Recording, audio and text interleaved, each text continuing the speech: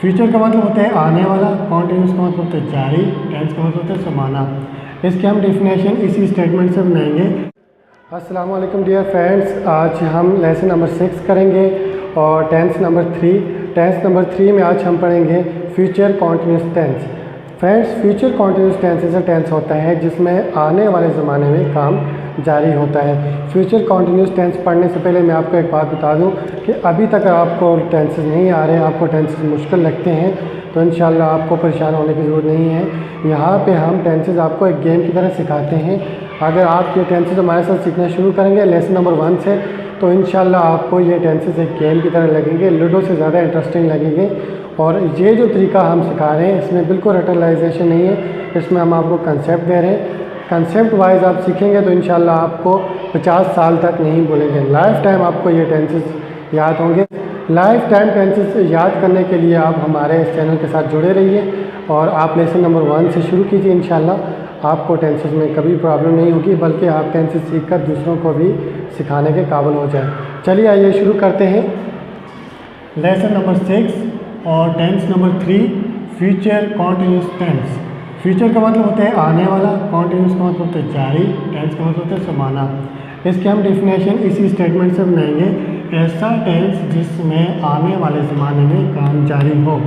ऐसा टेंस जिसमें आने वाले ज़माने में काम जारी हो। देखिए इसकी डेफिनेशन कितनी आसान है, इसी स्टेटमेंट के अंदर है।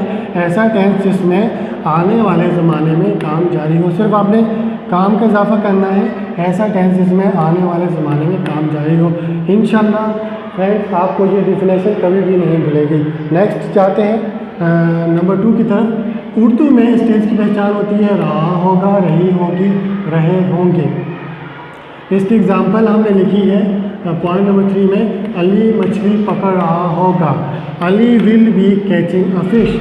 अब इसकी फॉर्मेशन की तरफ आते हैं। फॉर्मेशन में फ्रेंड्स आप देखिएगा कि यहाँ पे हेल्पिंग वर्ब लगता है विल बी, यहाँ पे हेल्पिंग वर्ब लगता है विल बी, और ये हेल्पिंग वर्ब सब सब्जेक्ट के साथ लगता है, चाहे वो नाउन हो या प्रोनाउन हो, चाहे वो सिंगुलर हो या प्लूरल हो। Ali, he, she, it, I, we, they, you and be सब के साथ क्या लगेगा, विल बी। और मेन वर्ब के साथ लगेगा आईएनजी। और ऑब्जेक्ट तो आपको पता है, ऑब्जेक्ट आप कोई भी लगा सकते हैं।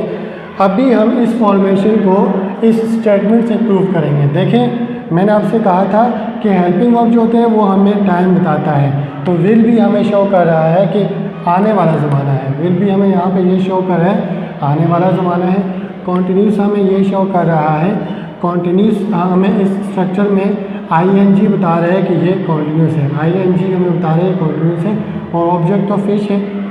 आइए हम चलते हैं इसकी प्रैक्टिस की तरफ। प्रैक्टिस मैंने आपके लिए लिखी है कि आप लोग अगर इस वीडियो में आप लोग ताकि बार बार प्रैक्टिस कर सको, इसके लिए हमने लिखा है Ali will B catching a fish, Ali एक मछली पकड़ रहा होगा। He will be catching a fish, वो एक मछली पकड़ रहा होगा। She will be catching a fish, वो एक मछली पकड़ रही होगी। इट के साथ आपने खुद ऐसे ही बनाना है, I will be catching a fish, मैं एक मछली पकड़ रहा हूँगा। ऐसे ही आपने वी के साथ बनाना है, यू के साथ बनाना है, दे के साथ बनाना है, ए एंड बी के साथ बनाना है। और जैसे कि आपको मैं हमेशा वीडियो में बताता हूँ कि मेरी जो 5 मिनट की वीडियो होती है इसमें आपको 5 मिनट का होमवर्क भी दिया जाता है। तो होमवर्क आपके लिए ये है कि आपने कोई से 9 वर्ब यहाँ पे लगाने हैं, बाकी स्ट्रक्चर सेम होगा। यहाँ पे आपने कोई से 9 वर्ब लगाने हैं जो आपको पिछले लेसन में मैंने होमवर्क के तौर पर दिए थे। जैसे Ali will be eating, Ali खा रहा होगा, Ali will be jumping, Ali छलांग लगा रहा होगा, Ali will be swimming, Ali swimming कर रहा होगा, Ali will be reading, Ali पढ़ रहा होगा, Ali will be writing, Ali लिख रहा होगा, Ali will be looking, Ali देख रहा होगा, Ali will be coming, Ali आ रहा होगा, Ali will be going, Ali जा रहा होगा। ये मैंने आपको ओरली सारी एग्जांपल्स दे दी हैं। अगर आपके जहन में नहीं आ रहा, अभी जो मैंने एग्जांपल्स दी हैं इन्हीं को आप लिख लें, होमवर्क बना दें। अब तक के लिए आदिल शिराजी को दीजिएगा इजाज़त। अल्लाह हाफ़िज़।